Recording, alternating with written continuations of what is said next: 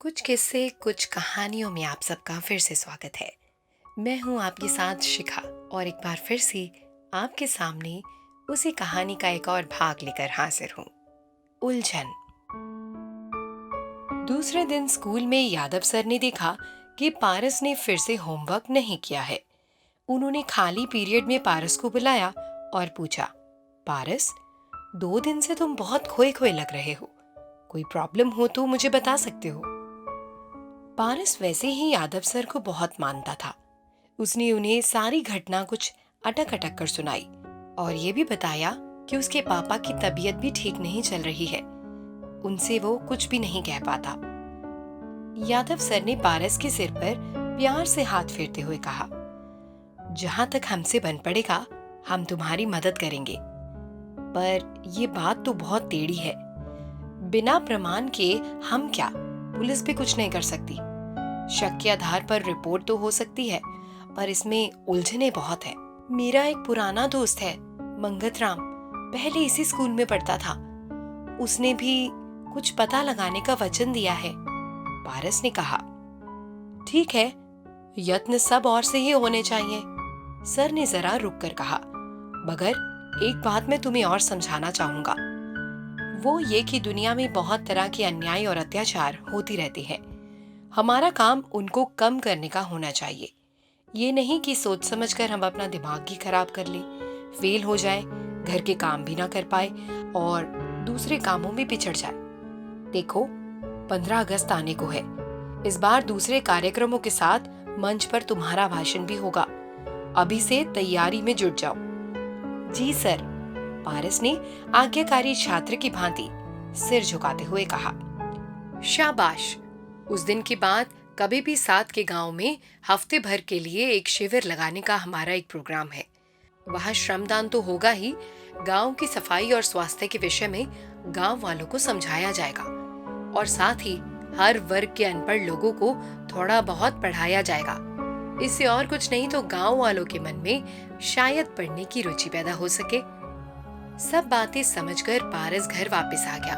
वह फिर से तन्मय होकर पढ़ने लिखने में मन लगाने लगा। 15 अगस्त के भाषण की तैयारी भी करता रहा। वह शुरू से ही अखबार पढ़ता आया है ताकि आसपास की तमाम सामाजिक और राजनीतिक बातों का उसे ठीक प्रकार से ज्ञान रहे। साथ ही घर के सारे कामों की देखभाल भी करता, पापा का ख्याल रखता, उनसे आजादी की लड़ाई, देश के बंटवारे आदि के किस्से सुना करता।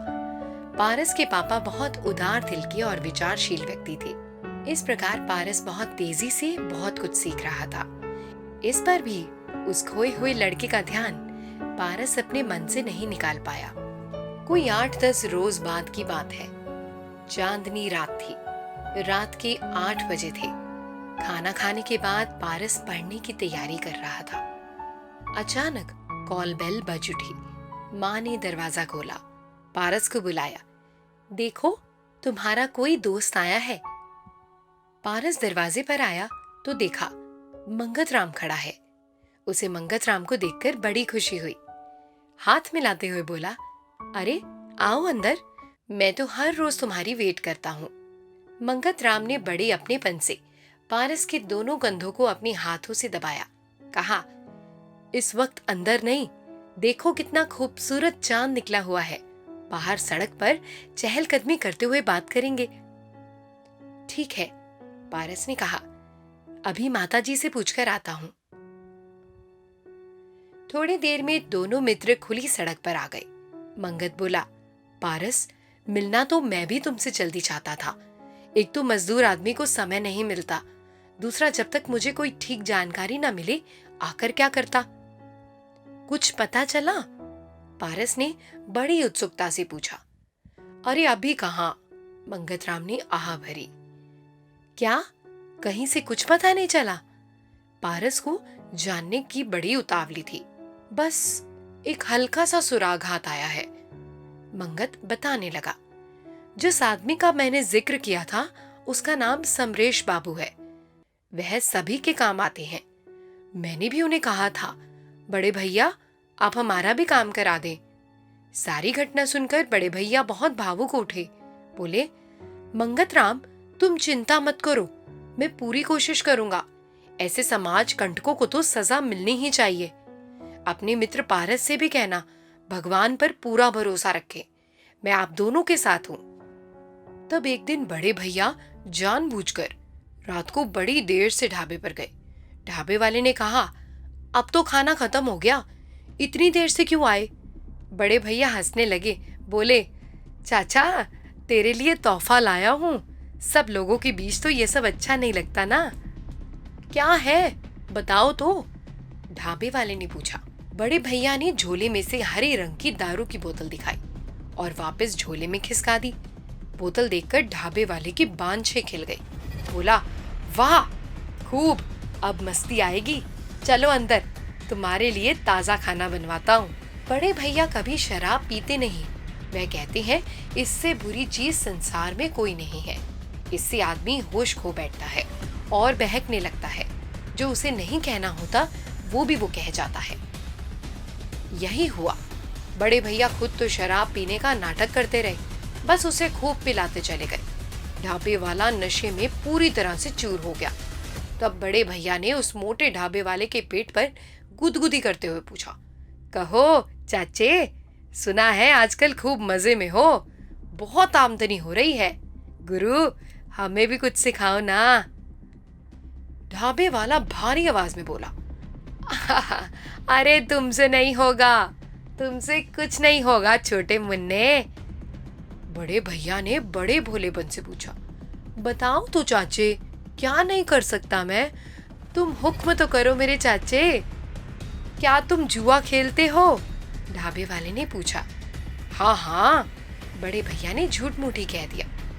खेलते होगे, जरूर खेलते होगे, पर हमने तो कभी देखा नहीं।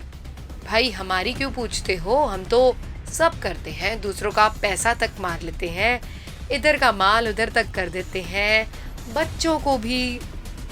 बस अभी ढाबे वाला इतना ही बोल पाया था कि उसके दूसरे साथी ने आकर उसके मुंह पर हाथ रख दिया। वह बड़े भैया से बोला, इन्हें ज्यादा परेशान न करो, इनकी तबीयत ठीक नहीं है, अब आप मेहरबानी करके अपने घर को जाओ। बड़े भैया को अब ये बहुत अफसोस हो रहा था कि यदि वो कहीं से टेप रिकॉर्डर लेके जा सकते तो ज्यादा बेहतर रहता। पारस सोच में पड़ गया। मंगत राम ने कहा, पारस तुम थोड़ी और प्रतीक्षा करो, बड़े भैया ने और अधिक सहयोग देने का वचन दिया है। वैसे चाहो तो हम अभी भी पुलिस में रिपोर्ट कर सकते हैं, पर मंगत राम सोचने लगा, जहां इतनी वेट की है वहीं थोड़ी और सही।